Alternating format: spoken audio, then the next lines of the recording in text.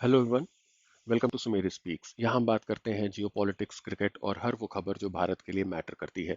Clear updates, smart analysis, बस बिना drama के। आइए बातें अपने अभी के टॉपिक पे। तो ट्रम्प के रशिया पर न्यू सैंक्शंस पे बात करने से पहले यहाँ तक नौबत कैसे आई, पहले उसको जानते हैं। तो रिपोर्ट्स आ रही थी कि यूएस टोमाहॉक मिसाइल्स देगा यूक्रेन को रशिया पे यूज करने के लिए। डोनाल्ड ट्रंप ने उस रिपोर्ट के लिए बोला है कि टोमाहॉक अगर यूएस देगा भी तो डायरेक्टली यूक्रेन को नहीं बल्कि नेटो को देगा। फिर वो चाहे यूक्रेन को दे दे। पहले तो जल्दी से जानते हैं और समझते हैं कि टोमाहॉक मिसाइल्स है क्या। तो ये एक सरफेस टू सरफेस मिसाइल है जिसको ट्रैक कर पाना बहुत मुश्किल है because of its advanced and sophisticated technology. उसके बाद ट्रम्प ने दो बातें बोली, जिसमें पहली ये कि इस टोमाहॉक मिसाइल को चलाने के लिए भी 6 मंथ्स टू 1 ईयर की ट्रेनिंग की ज़रूरत पड़ती है। तो ऐसे आसान नहीं है कि बस यूएस ने नेटो को दे दिया और नेक्स्ट डे यूक्रेन ने चला दी मिसाइल्स रशिया पे। दूसरी चीज़ ट्रम्प ने बोली कि टोमाहॉक मिसाइल्स क्योंकि बहुत इंपॉर्टेंट एम्यूनेशन है यूएस के लिए, इसलिए यूएस ऐसे ही भी किसी कंट्री को ट्रेनिंग भी नहीं देगा। इसके साथ साथ यूएस कभी डायरेक्टली रशिया पे टोमाहॉक मिसाइल से नहीं हमला करेगा ऑन बिहाफ ऑफ यूक्रेन। इस कॉन्वर्जेशन से तो यही साबित होता है कि टोमाहॉक मिसाइल्स यूक्रेन के पास इतनी आसानी से नहीं जाने वाली।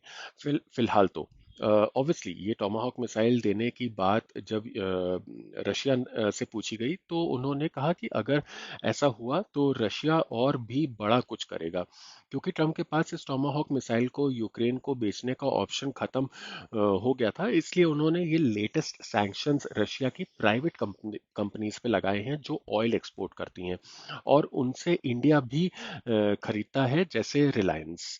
तो वेरी रिसेंटली व्हाइट हाउस की secretary, in fact press secretary Caroline लिविट ने प्रेस कॉन्फ्रेंस में बयान दिया कि चाइना और इंडिया ने रशिया से ऑयल परचेज का स्केल बैक किया है।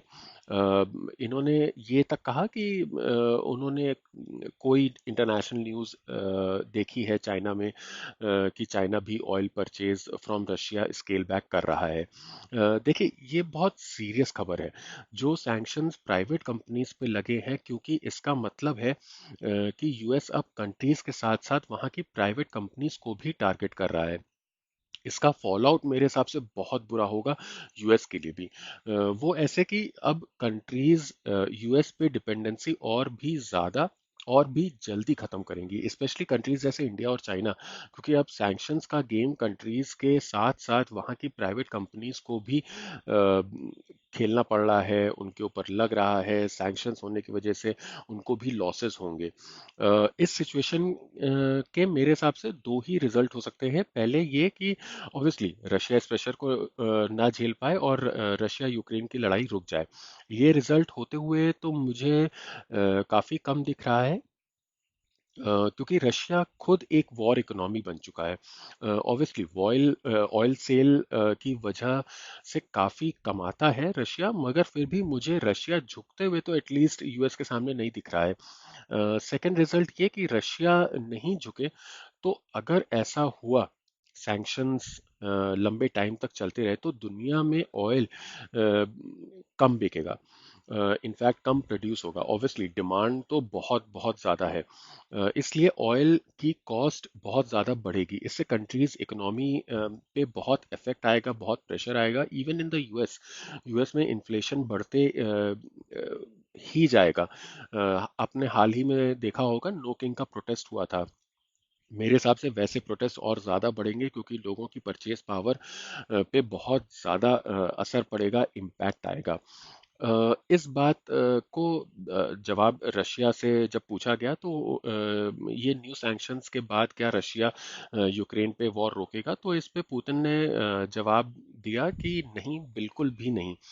ये सैंक्शंस ऑब्वियसली बहुत सीरियस है, मगर रशिया नहीं रुकेगा यूक्रेन में। इसके जवाब के लिए जब ट्रम्प से पूछा गया तो ट्रम्प ने बोला कि we will see after 6 months where Russia stands. अब ऑब्वियसली ट्रम्प तो बहुत ज़्यादा कॉन्फिडेंट दिख रहे हैं, in fact to an extent over confident भी दिख रहे हैं, बट इसका मतलब है कि एटलीस्ट 6 महीनों के लिए तो वर्ल्ड इकोनॉमी पे बहुत प्रेशर आने वाला है, इन्फ्लेशन काफ़ी बढ़ने वाला है। रिपोर्ट्स भी आ रही हैं कि भारत की रिलायंस कंपनी और चाइना की प्राइवेट कंपनीज ने रशिया से ऑयल खरीदना काफ़ी ज़्यादा कम कर दिया है।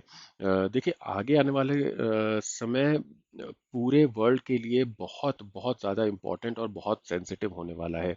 कोई और अपडेट आती है तो मैं इस पे अपडेटेड वीडियो लेकर के आऊँगा। Thank you for watching. Please like share and subscribe.